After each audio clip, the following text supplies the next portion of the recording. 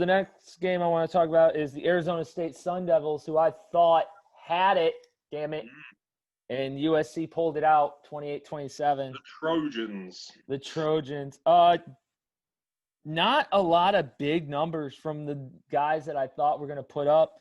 Jaden Daniels for Arizona State, 11-23, 134 yards and a touchdown. This kid last year as a freshman was throwing like 400-yard games in like 2-3 games straight. And he puts up 134 against USC. I mean, don't get me wrong. He did get 11 carries for 111 yards on the ground. This was their first games as well, wasn't it? Yeah, it was their first games.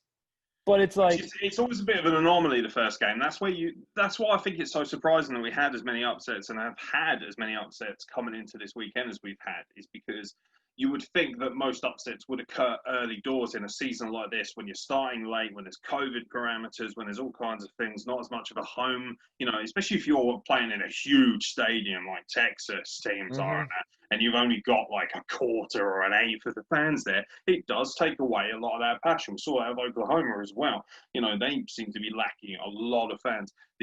As well as, the one thing I didn't mention as well, the Gators and the Georgia Bulldogs was played in Jacksonville as well, and only 9,000 fans each. So, yeah, that would have certainly, Jacksonville's never seen so many actual proper football fans in its life. But, they always turn up for the world's largest cocktail party, baby, because it's a sweet deal. Pecan cocktail. There's nothing more sweeter.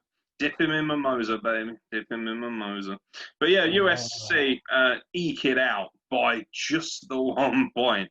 Highly competitive, highly exciting. If you're Arizona State, you are sick as a dog over this. Sick as a dog. Because that would have been a statement win early doors. Yes. USC, they're ranked 20th, I think. They're in the top 20th. 25. I don't think they'll go any higher if they do.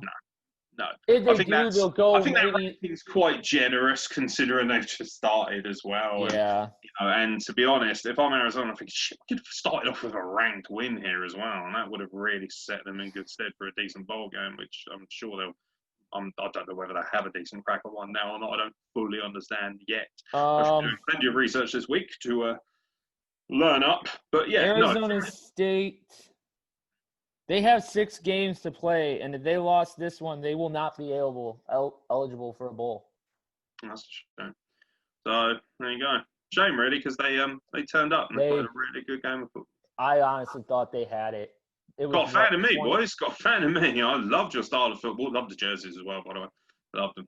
I don't know. It's really hard to get a college jersey over there. Holy shit. It's going to cost me a lot of money, I reckon, when I do eventually have the finances. There's a few jerseys I was looking at, gotta get me one of those, but you're going to have to order them from abroad, so the shipping's going to be brutal. Probably have COVID on it as well. So.